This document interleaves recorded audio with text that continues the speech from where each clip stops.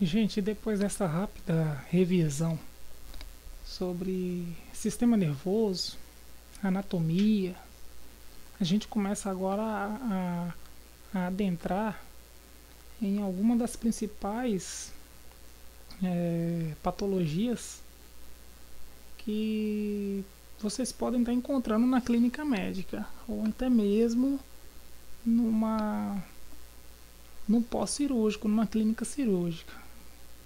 E agora a gente fala um pouquinho de acidente vascular.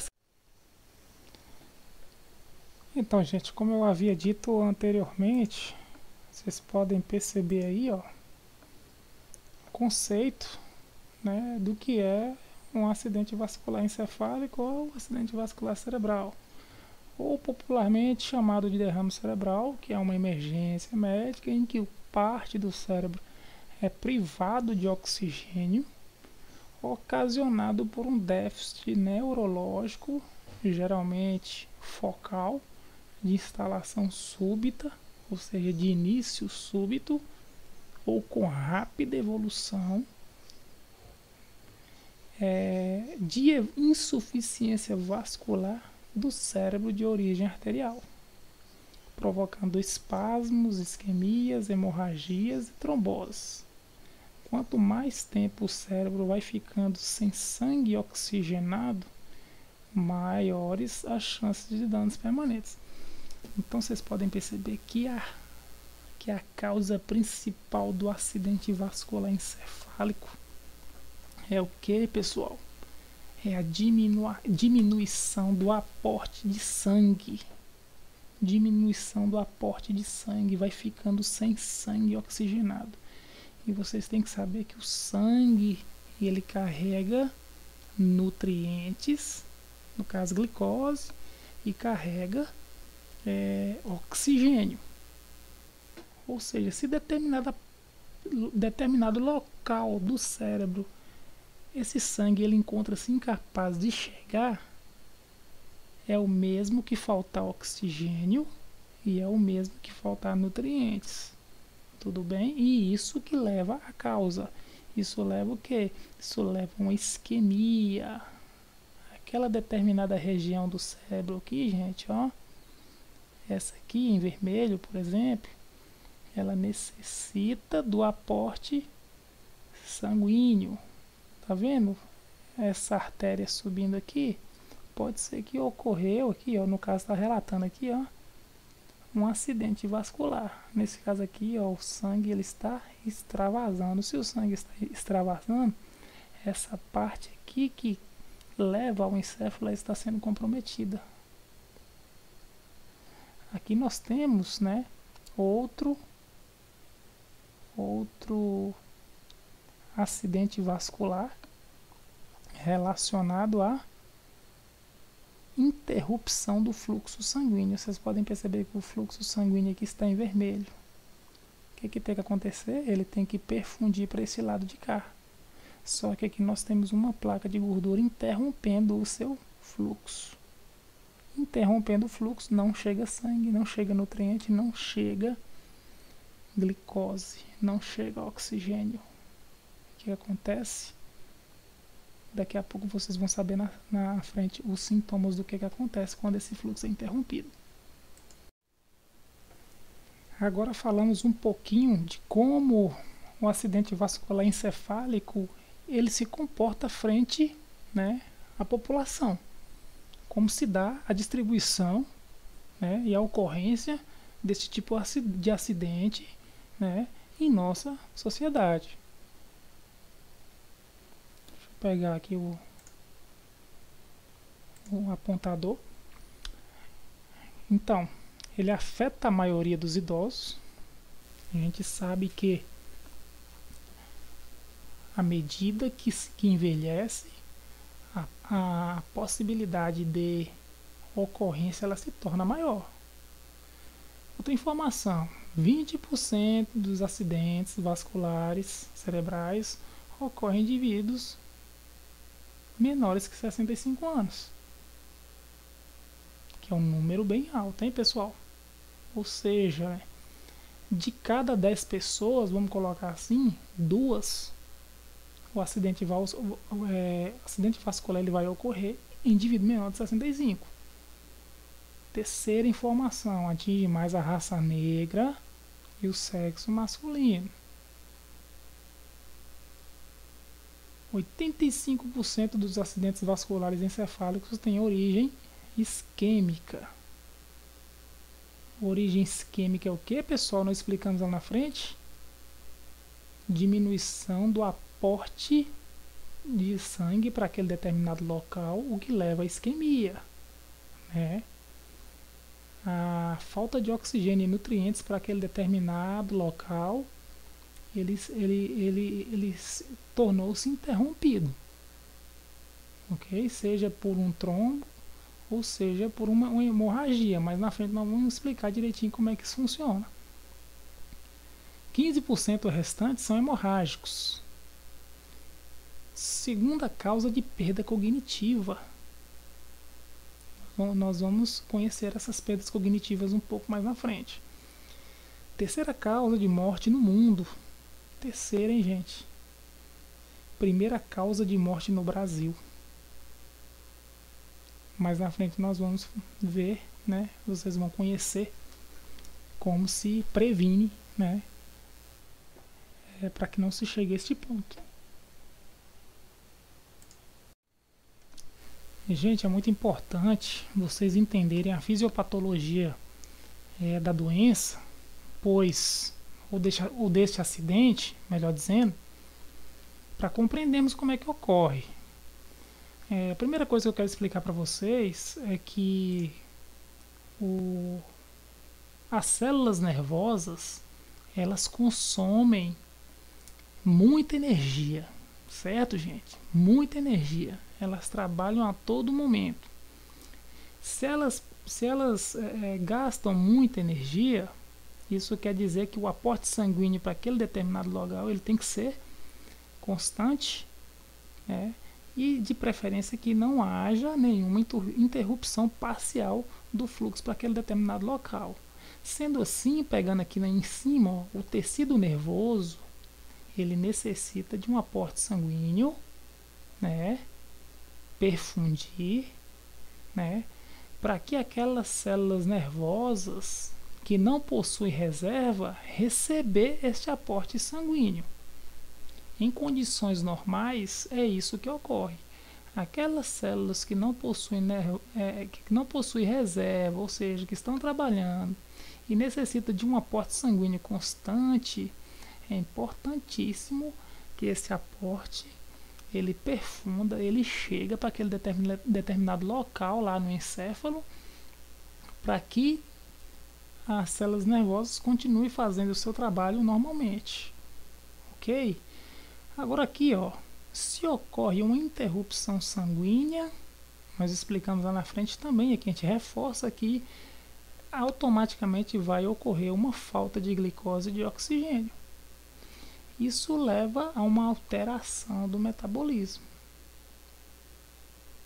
Como eu disse, as células nervosas elas necessitam de aporte de glicose e oxigênio para que o seu metabolismo, a sua função seja garantida, seja preservada.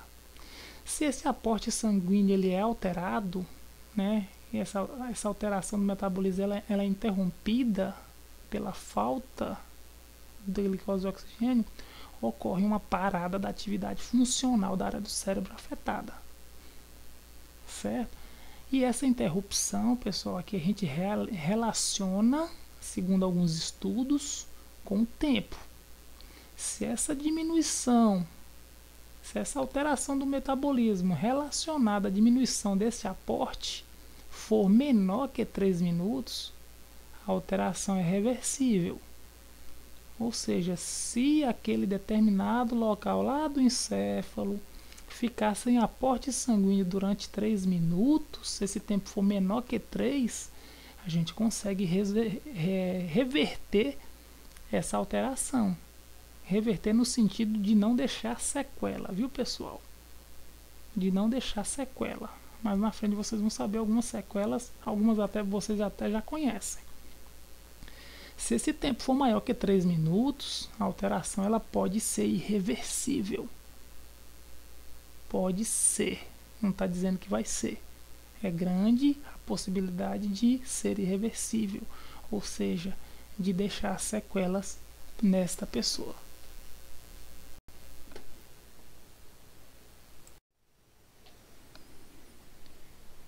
Então, pessoal, quanto à classificação do AVC, ele pode ser um acidente vascular isquêmico, cerebral isquêmico, ou acidente vascular encefálico isquêmico, mesma coisa.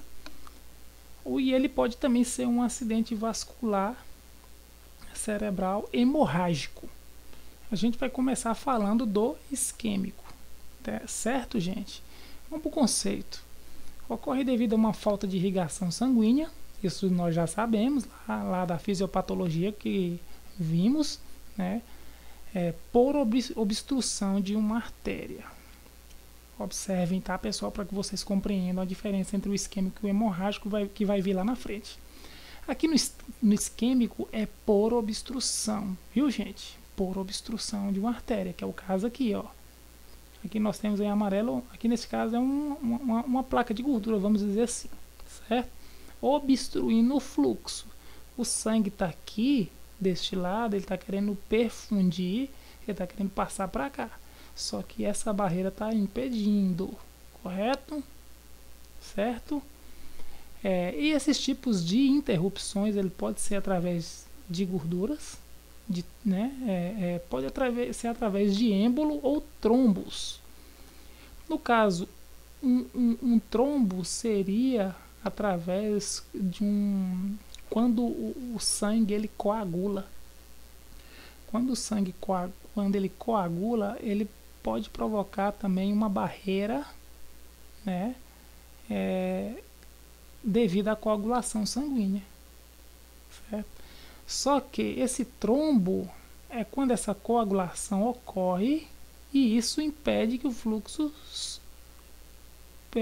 ocorra. Quando é êmbolo, é quando o trombo, né, vamos supor que isso aqui fosse um trombo. Um trombo ele está fixo, tá, pessoal? O trombo ele é fixo. A partir do momento em que o trombo ele se solta e passa a perfundir junto com o sangue, ele se torna êmbolo, tá?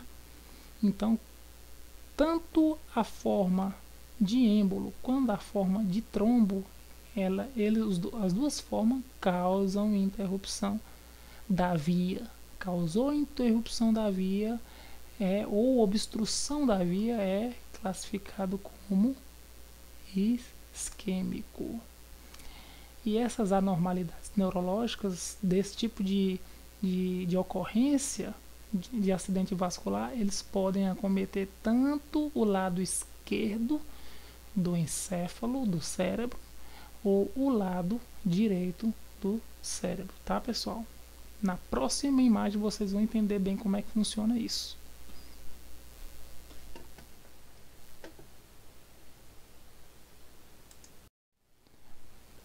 Aqui nessa imagem nós estamos estudando, né? Aqui nós estamos querendo, estou querendo mostrar para vocês que este pequeno quadrado aqui, ó, tá, gente? É essa imagem aqui. Essa imagem aqui é essa aqui aumentada. Que ele está querendo mostrar para nós aqui essa porção deste vaso. Aqui a artéria carótida, viu, gente? Artéria carótida. Aqui nós temos a artéria carótida vindo, estamos vendo ela, na verdade, de uma forma ampliada. Aqui nós temos uma interrupção. Tá vendo, pessoal? Possivelmente uma placa de ateroma, uma placa de gordura. Vocês podem perceber que o fluxo aqui está parcial.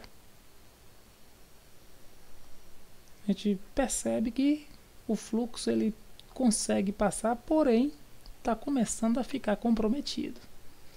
E vocês podem perceber que uma parte desta placa de gordura ou placa de ateroma se soltou. Tá vendo aqui, ó? Um coágulo bloqueia o fluxo sanguíneo para uma área do cérebro. Possivelmente esse coágulo que se soltou aqui, ó, né? Ele perfundiu, chegou aqui e num determinado local lá do cérebro ele estacionou-se. Ou seja, ele saiu da artéria carótida, se soltou, ele subiu, foi perfundindo, chegou em determinada área do cérebro que ele parou, que é o que está relatando aqui. Isso é um tipo de acidente vascular isquêmico por obstrução, certo? E o que acontece? Essa área todinha escura ficou comprometida. O aporte sanguíneo interrompido levou à morte dessas células nervosas. E esse lado do encéfalo, neste caso, estamos vendo essa imagem de frente, o lado esquerdo ficou comprometido. Deu para compreender mais ou menos?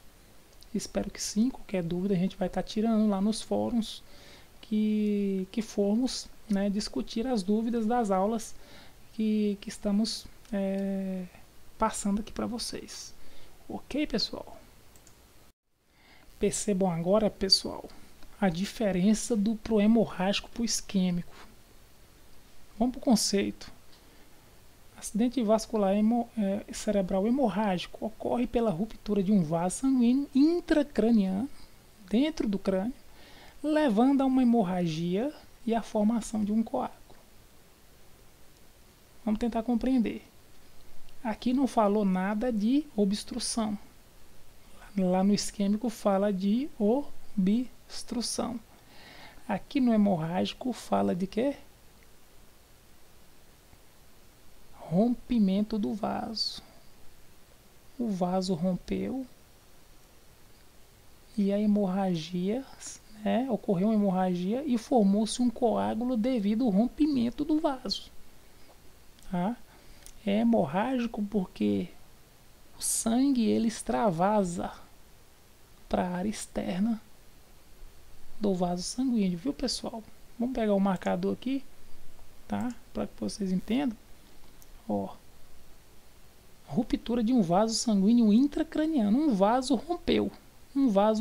Lá no isquêmico é obstrução. Aqui é rompimento. Um vaso rompeu, extravasou, né, sangue para este lado externo e o sangue coagula nessa parte externa, levando a uma hemorragia e a formação de um coágulo. Certo? Quando esse tipo de acidente ele ocorre no cérebro, nós falamos que o acidente vascular é cerebral. Quando esse sangue ele extravasa para as meninges cerebrais, nós temos um tipo de acidente vascular hemorrágico meníngeo.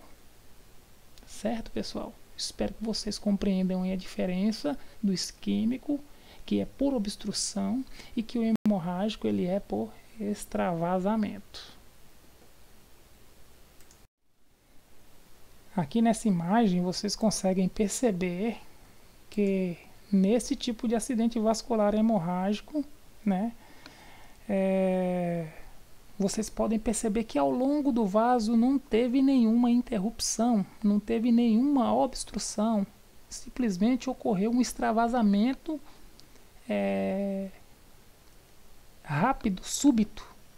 E aí o que acontece? O sangue extravasou. Aqui nós temos um acidente vascular cerebral hemorrágico.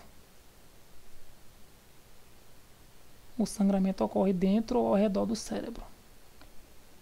Entendido, pessoal? Aqui nesse slide agora eu mostro para vocês as principais causas, né, do acidente vascular. Trombos, que são os causadores das obstruções, ou o embolismo, que é um coágulo que se soltou e perfundiu pelo vaso e chegou num dado momento ele parou, provocando uma obstrução, traumatismos crânio-viscerais, pode ser acidente automobilístico, acidente de moto, queda, idoso caiu, bateu a cabeça, idoso caiu da escada. Então são tipos de acidentes também relacionados. A pessoa pode estar boa, não tem nada. Uma simples queda provocou um acidente vascular cerebral, certo? Pressão alta, pessoal, hipertensão arterial, infarto, hemorragia cerebral, meningite, inflamação das meninges, encéfalo, inflamação do encéfalo, encefalite, né? Crises convulsivas, enxaqueca com sinal neurológico persistente. São aquelas pessoas que têm enxaqueca crônica, pode evoluir para um AVC. Hiper e hipoglicemia, tanto a alta de açúcar no sangue quanto a baixa de açúcar no sangue pode provocar esses tipos de acidente. Pessoas diabéticas, pessoas que usam drogas, né?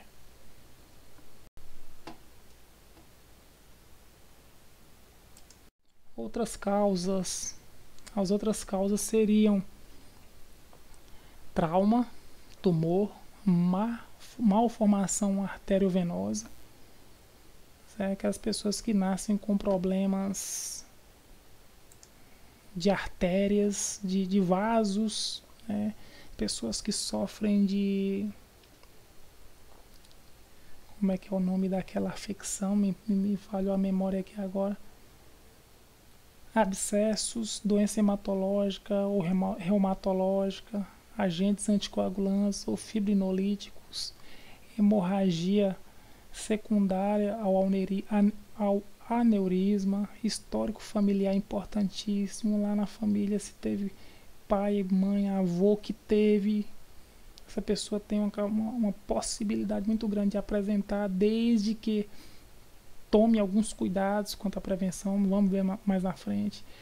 Predisposição genética e esclerose múltipla. Eu lembrei, pessoal, quem sofre de varizes, viu, pessoal? Malformação arteriovenosa. Pessoas que têm varizes têm um grande risco de desencadear acidentes vasculares. Chegamos agora aos principais sinais e sintomas, importantíssimo no sentido de detectarmos precocemente algumas manifestações que podem nos ajudar, tá? Mesmo que o diagnóstico seja tardio. Que é a tríade, né? Que são 3 sintomas clássicos, que é a dor de cabeça súbita, ela é muito rápida, né? O início dela se dá muito rápido. Náuseas e vômitos, isso ocorre em 60% das pessoas. Cefaleia sentinela, 30%. Cefaleia sentinela é aquela mais esporádica, noturna, né? Rigidez da nuca, 75%. Alteração do nível de consciência, 50%. A pessoa do nada perde a consciência, se perde, fica confusa, isso tem que ser analisado. Déficit neurológico, 60%, e convulsões, 25%. Então, pessoal, chegamos ao diagnóstico. Como é que se confirma realmente que é um acidente vascular encefálico? Como é que é? Como é que se dá? Quais exames são feitos? Vamos ver aqui. Os médicos possuem várias técnicas e equipamentos que ajudam no diagnóstico de AVC, rapidamente e com precisão. Já tínhamos relatado lá na frente a importância do exame neurológico, ou a avaliação do sistema nervoso, sintomas, né? E outros sintomas, deve ser esse que está aqui, pode ser um erro nosso. Exames de sangue, eletrocardiograma, ecocardiograma, transesofágico, testes físicos e mentais, tomografias e ressonâncias magnéticas. Essa área de diagnóstico foge um pouco da nossa área, é a mesma título de confirmação do que aquela pessoa sofreu, né? E para que o diagnóstico é importante para que as intervenções, né, para que os cuidados eles sejam específicos, porque a pessoa ela pode ter sequelas se aquele período, né, em que o aporte sanguíneo ele foi superior a 3 minutos, que é aquele slide que vimos lá na frente. Fatores de risco são aquelas pessoas que têm uma maior facilidade de apresentar esse tipo de estar sujeito mais facilmente a apresentar um acidente vascular.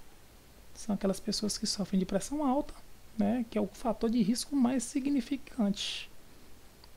Hoje a gente sabe que o SUS ele fornece quase que todos os antipertensivos de graça à população.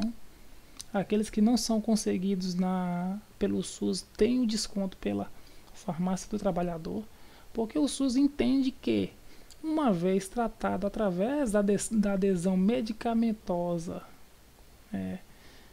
que são os remédios, consegue, que o objetivo é controlar esta pressão, automaticamente se consegue ter um controle menor, né, deste tipo de manifestação, que é esse tipo de doença. Pessoas que têm doença cardíaca têm uma facilidade maior, colesterol elevado, pessoas que fumam e bebem, estresse, diabetes, idade. À medida que aumenta a idade, logicamente, o risco ele aumenta. Dieta rica em sal e gorduras. Mulheres que fazem uso de anticoncepcionais orais por um longo período, né? Isso aqui não é regra geral, algumas mulheres podem sofrer isso. Sedentarismo e obesidade.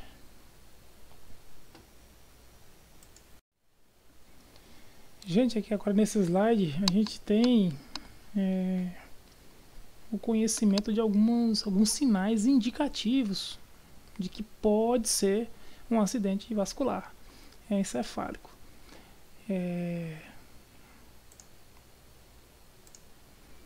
Sintomas, sinais e gravidade dependem do local afetado, dependem também da extensão da lesão e possibilidade de estabelecimento do fluxo colateral, tá? Isso tudo, quando a gente tem como sinal perda de força, cefaleia súbita, que é dor de cabeça rápida, né? Subitamente, de início rápido, alteração visual, escurecimento das vistas, né? Dificuldade de equilibrar-se, perda da fala, alteração súbita da sensibilidade, instabilidade, que é desequilíbrio, vertigem súbita, que é como a pessoa começar a se enxergar aquelas estrelinhas no ar, né? Náuseas ou vômitos, aumento da fadiga, que é aquele cansaço, a pessoa fica sem força, e mudança na personalidade, emoção ou humor. Uma pessoa que é alegre do nada ela fica triste, se fecha, né, fica depressiva. A gente tem que analisar todos esses sinais indicativos. Pessoal, prevenção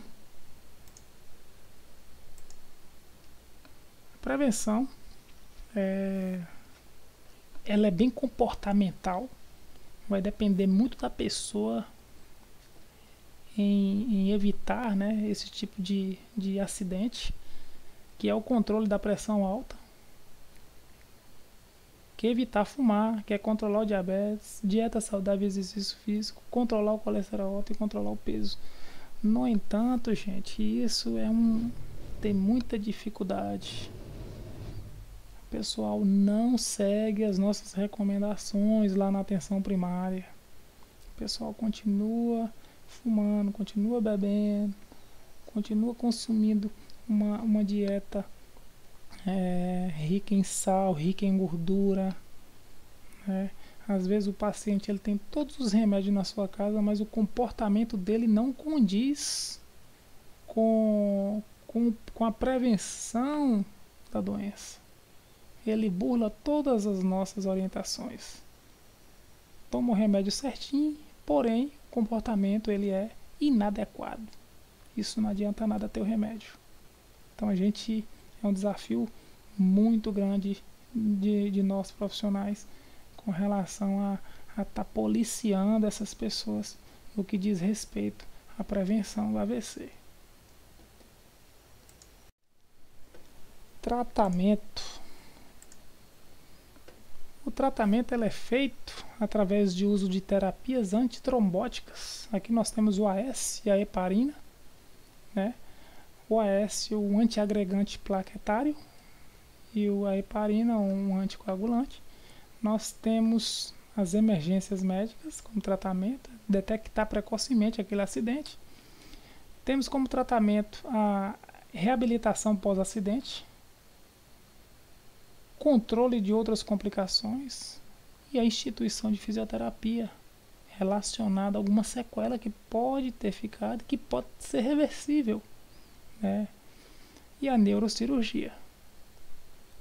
No caso aqui nós temos um paciente pós-acidente vascular, em que ele está sendo avaliado aqui por um profissional. Não dá para entender que profissional é esse. Pode ser um profissional da fisioterapia, realizando alguns tipos de movimento para detectar a possibilidade de reversão desse quadro o mais rápido possível. Finalizamos aqui este assunto, acidente vascular encefálico, com a nossa atuação, assistência de enfermagem, o que a gente pode fazer diante desse caso, em prol da reabilitação dessa pessoa o mais rápido, o mais precoce possível, né? E ela está relacionada às manifestações neurológicas apresentadas pela pessoa, juntamente com suporte emocional, também incluindo a família nesse processo de reabilitação da pessoa que sofreu o acidente. Correto? Porque, pessoal, muitas vezes ocorreu, né, pode ocorrer uma sequela relacionada à perda de um movimento. Essa pessoa ela não vai ter a manutenção da sua locomoção, ela pode ter sido comprometida.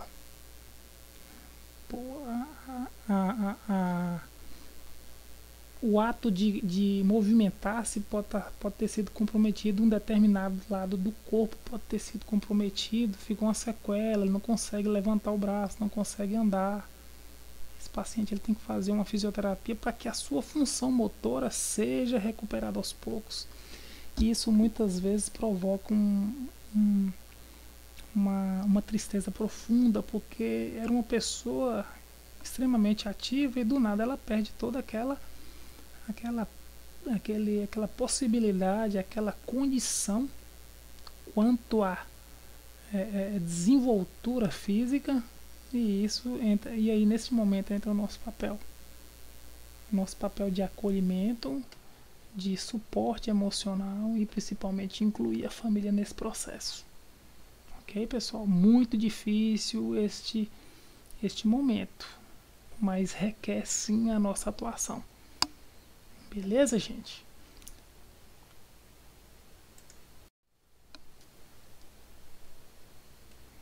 Gente, ainda dentro de um problema relacionado ao sistema nervoso, nós temos aqui o mal de Parkinson, ou doença de Parkinson, que nada mais é, gente, do que uma doença neurológica. Ela é crônica, ela é progressiva, ela não tem uma causa conhecida, desconhece ainda muita informação sobre o que provoca este mal de Parkinson. Só que ela atinge o sistema nervoso central e compromete o movimento da pessoa, né?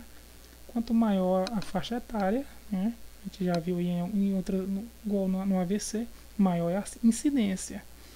E de acordo com algumas estatísticas que a gente andou estudando, na grande maioria dos pacientes, ela surge a partir dos 55 anos. tá?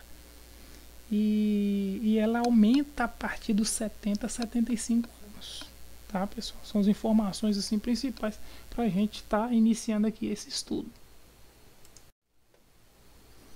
Vamos aqui para entender um pouco a fisiopatologia, como é que ocorre, né, a doença de Parkinson. Deixa eu só pegar o apontador aqui para tentar auxiliar vocês aqui nessa explicação. A principal causa, gente, da doença aqui é a morte de algumas células do cérebro, tá? E tem uma determinada região no cérebro que a gente denomina, né, que ela tem o nome de substância negra. Aqui, ó. Vamos imaginar aqui um corte feito no cérebro, gente. Pra vocês entenderem um pouco daquela anatomia, daquela importância da secção que nós vimos lá no início de anatomia. Ó, aqui está a cabeça do paciente, foi feito um corte assim. Ou seja, essa parte aqui descolou, foi para cima e a gente tem acesso a essa região aqui vista de cima, viu, pessoal? No centro do cérebro, nós temos uma pequena estrutura onde está contida a substância negra aqui, ó. Essa imagem aqui é essa ampliada. Podem perceber que existe uma substância escurecida que a gente denomina substância negra, certo? O que se conhece é que essa substância negra na pessoa que sofre de Parkinson, ou ela não existe ou ela existe pouco, ou aos poucos ela vai sumindo, né? E nessa região de substância negra, pessoal, nós temos, né,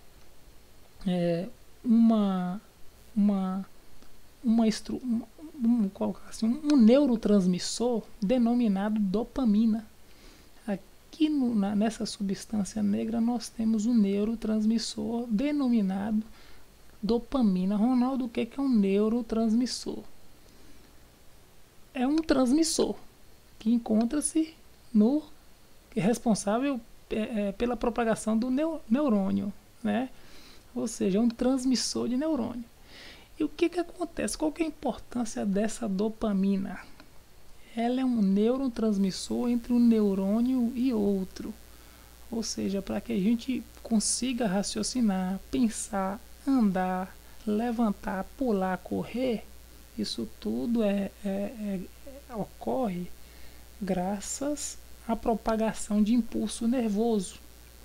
E para ser propagado o impulso nervoso entre uma célula, entre um neurônio e outro, a gente precisa de um neurotransmissor chamado dopamina, que encontra-se na substância negra. E a pessoa que não tem a substância negra e, consequentemente, não tem a produção de dopamina, o que acontece?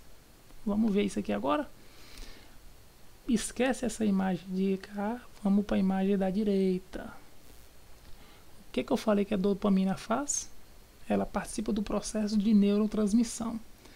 Aqui nós temos um neurônio e aqui nós temos a propagação de uma informação. Ou seja, esse neurônio aqui ele está mandando uma mensagem que é o que? Um movimento normal. Pode ser um movimento de caminhar, pode ser de pular, pode ser de levantar o braço. Só que o que está acontecendo, pessoal?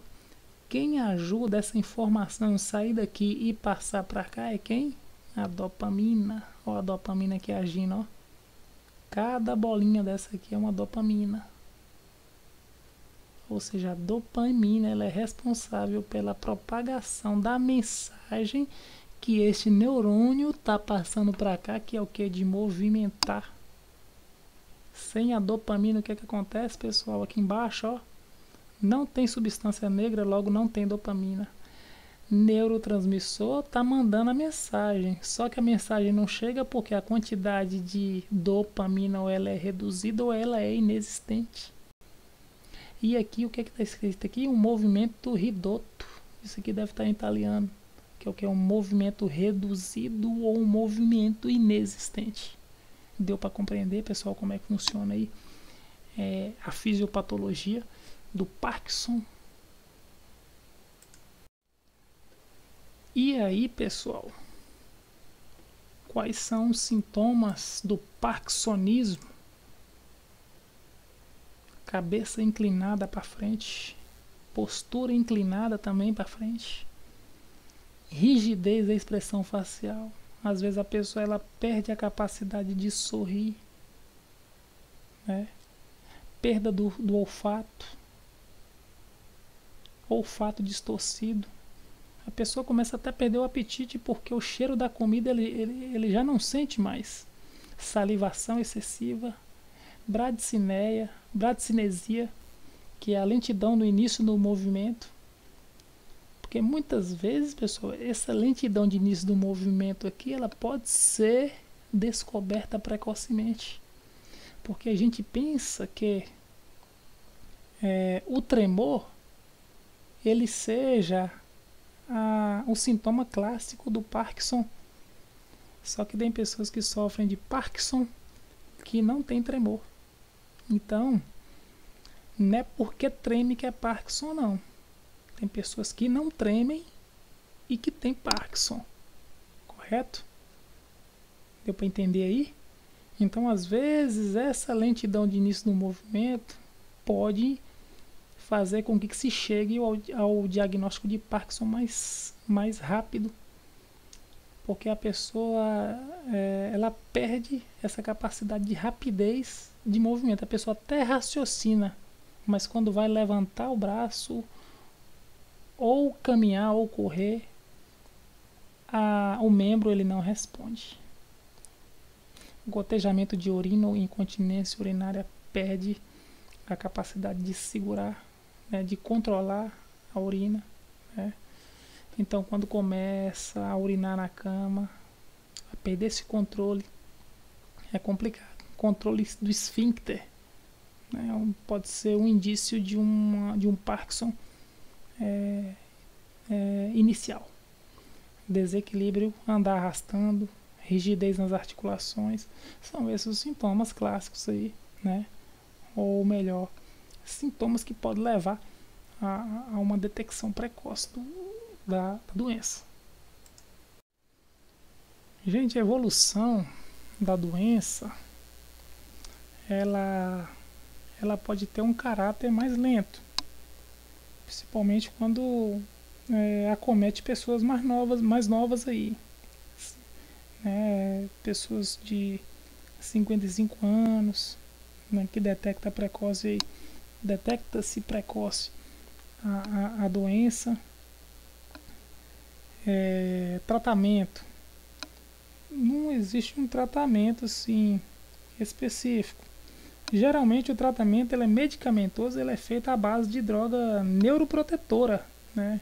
Nesse caso, essa neuroproteção ela visa, né, garantir, né, essa perda dessa dopamina, tá? Que é esse neurotransmissor responsável pela propagação da mensagem, que é de realizar um determinado movimento, por exemplo. Existem outros tratamentos, o tratamento psicoterápico, que ocorre em função de depressão, a pessoa fica triste, pode ocorrer também uma perda de memória, pode desencadear, né, uma demência. Então, o tratamento gira em torno disso. A nossa assistência de enfermagem ela é bem parecida com no caso lá dos acidentes vasculares encefálicos, né? Que a gente dá aquele apoio emocional, inclui a família, né? E fazer com que essa pessoa, encorajar essa pessoa a lutar contra essa perda, né, cognitiva. É muito difícil. Então o nosso papel nesse caso é de orientação, de acolhimento, de inclusão, principalmente da família nesse processo.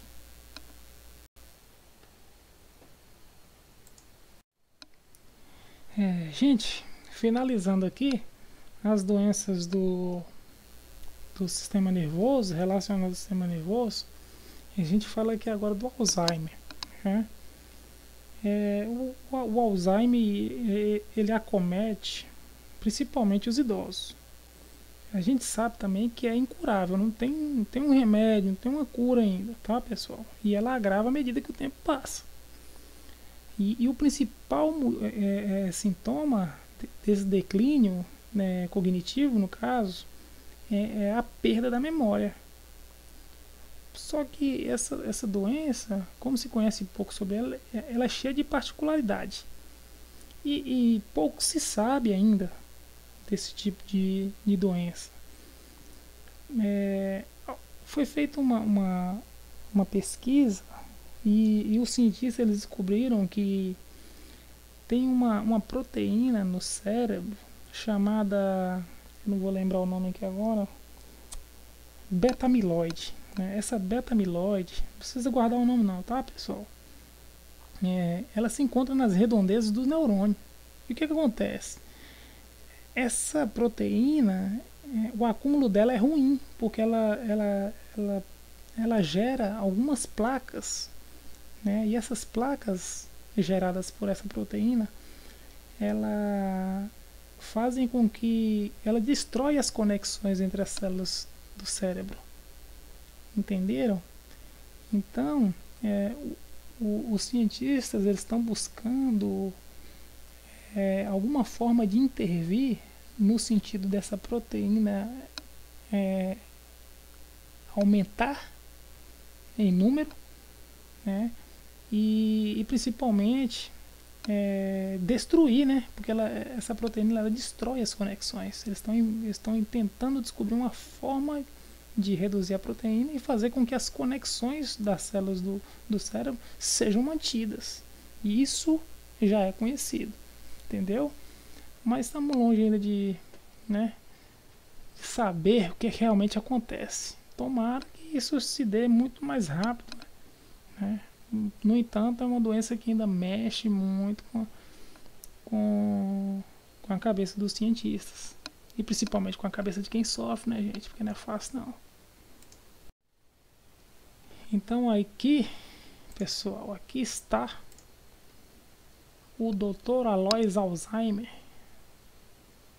Ele que, né, descobriu aqui, é isso mesmo, gente, ó, placas beta-amiloide. Que é isso aqui. São algumas placas proteicas que impedem, né, as conexões entre as células do cérebro. Dr. Alois Alzheimer, em 1907, descreveu em um artigo original uma rara doença do córtex cerebral que foi verificada em Franz August de, que é esse aqui, quer dizer, ela, né? É uma mulher. Sua paciente que apresentava quadro demencial e degeneração cerebral.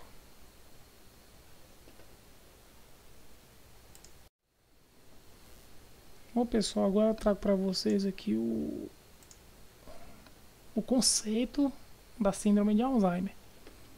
Também conhecida como demência senil de Alzheimer, envolve o declínio progressivo em áreas responsáveis pela percepção e conhecimento, significando para a pessoa prejuízo em sua memória, na sua capacidade de julgamento, afeto, deterioração intelectual, desorganização da personalidade e aumento da incapacidade de exercer as atividades diárias. Essa imagem aqui é interessante, é como se tivéssemos aqui uma avó, ou um neto, ou uma mãe e um filho, em que a idosa, né, a senhora, ela perde a capacidade de identificar quem é que está à frente dela. Ela não consegue lembrar quem é. Ela não sabe quem é. Pode ser o seu filho, pode ser o seu neto. Pode até ser o companheiro, pessoal. É uma doença triste, né? Ela não sabe de quem se trata. Ela perde essa capacidade cognitiva de memória.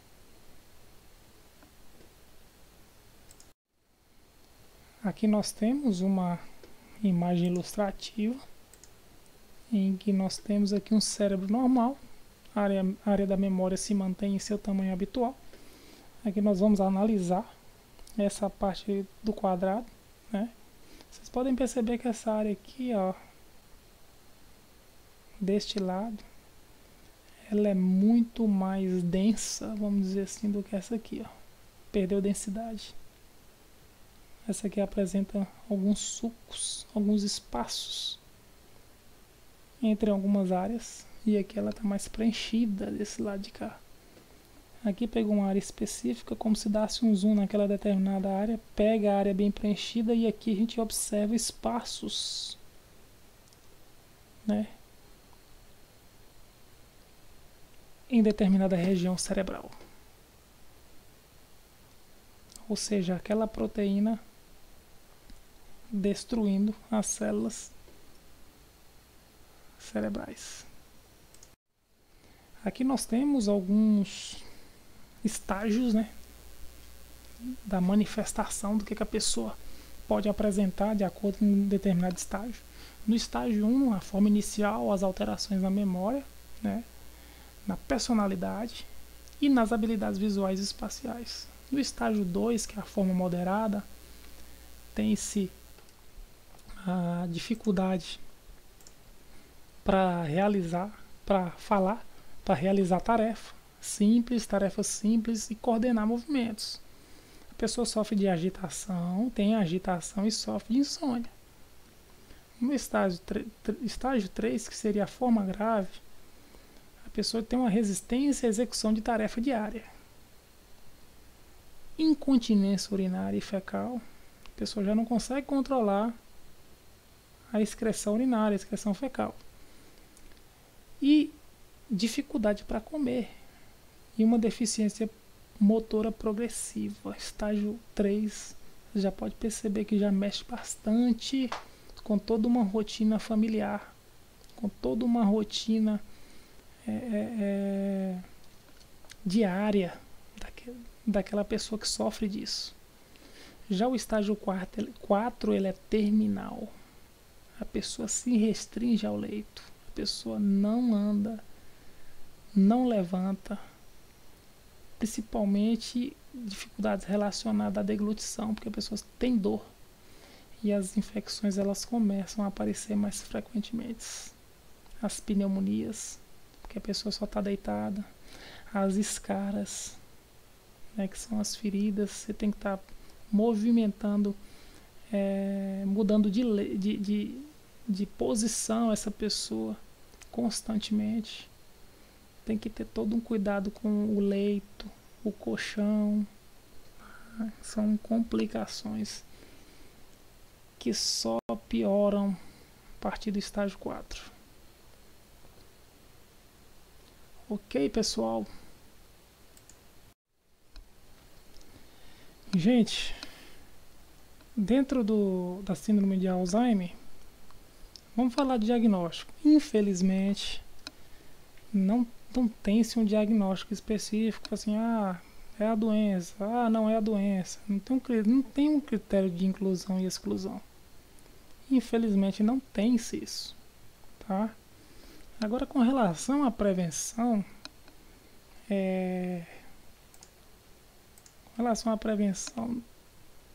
seria o comportamento da pessoa ao longo da vida. É a alimentação saudável, não beber, não fumar, praticar atividades físicas, ter uma boa alimentação. Isso são fatores que ao longo da vida retardam a manifestação de um Alzheimer. Tá? Um tratamento, também não tem um tratamento, gente. Não tem um tratamento. Não existe. Infelizmente não tem cura ainda. Tá?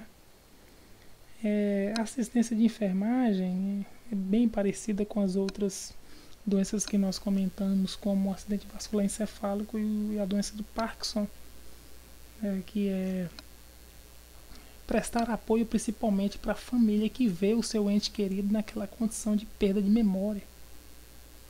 Porque é triste. É como se a família se perdesse, desfizesse. E é uma doença que, por ela apresentar um caráter não explicativo, não ter uma causa bem clara, torna-se mais triste ainda porque nós ficamos sem resposta para dar para aquela família o porquê que aquilo está acontecendo. Correto, pessoal? Então, acolhimento, carinho nesse momento é o grande diferencial. Sempre vai ser. Tá? Finalizamos aqui, nesse momento, as doenças relacionadas ao sistema nervoso. Né? Essa aula nossa ela vai ser subdividida, não tem como a gente abordar os outros sistemas que vão vir posteriormente de uma vez só, porque senão as aulas ficam muito longas, ficam muito cansativas e a gente não consegue progredir de uma forma eficiente. Viu, pessoal? Ok, gente? As orientações para os próximos para as próximas aulas a gente vai trabalhar via fórum, tirando todas as dúvidas, e assim a gente vai caminhando através de uma forma de ensinar, devido ao momento que estamos atravessando, um momento de Covid, tentar de minimizar todos esses problemas relacionados ao distanciamento que estamos enfrentando. Tá? Estou aqui para poder contribuir com vocês no que vocês precisarem. Lá no primeiro slide está o meu e-mail, enfermagem.ronaldo@gmail.com, e eu também estou presente no grupo para tirar todas as dúvidas de vocês. Espero poder ajudar vocês em tudo que vocês necessitarem. Espero que tenham gostado da minha metodologia, da minha forma de poder ensinar, e a gente vai conversando, se conhecendo um pouco mais. Até a próxima, galera!